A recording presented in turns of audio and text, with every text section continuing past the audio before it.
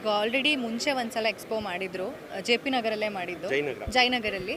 So ಇದು second time ನಾನು second ಎಕ್ಸ್ಪೋಗೆ ಬರ್ತಾ ಇರೋದು. ಆ್ಯಂಡ್ ಕಲೆಕ್ಷನ್ಸ್ ಬಗ್ಗೆ ಮಾತಾಡೋಂಗೆ ಇಲ್ಲ, ತುಂಬ ಚೆನ್ನಾಗಿರುತ್ತೆ ಅವರ ಕಲೆಕ್ಷನ್ಸ್ ಆಗಿರಲಿ, ಕ್ವಾಲಿಟಿ ಸ್ಯಾರಿ ಕ್ವಾಲಿಟೀಸ್ ಆಗಿರಲಿ. ಆ್ಯಂಡ್ ಈ ಎಕ್ಸ್ಪೋಲಿ ಇನ್ನಷ್ಟು ಜಾಸ್ತಿ ವೆರೈಟೀಸ್ ಮತ್ತು ಆಫರ್ಸ್ ಇದೆ ಅಂತಲೂ ಕೇಳ್ಪಟ್ಟೆ. ಹಾಗಾಗಿ ವೈ ನಾಟ್ ಇನ್ನೊಂದ್ಸಲ ಯಾಕೆ ಬರಬಾರ್ದು ಅಂತ ಅನಿಸಿ ಬಂದಿದ್ದೀನಿ.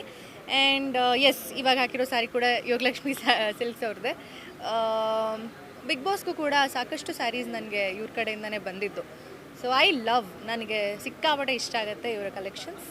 So I am a regular customer ಅಂತ ಹೇಳ್ಬೋದು. ನಿಮಗೆ ಯಾವ ಥರ ಸ್ಯಾರೀಸ್ ಇಷ್ಟ ಆಗುತ್ತೆ? ನನಗೆ ಸ್ಯಾರೀಸ್ ಅಂದ್ರೇ ಇಷ್ಟ. ಅಂದರೆ ಈ ಥರ ಅಂತ ಪರ್ಟಿಕ್ಯುಲರ್ ಆಗಿಲ್ಲ, ಒಂದೊಂದು ಒಕೇಶನಿಗೆ.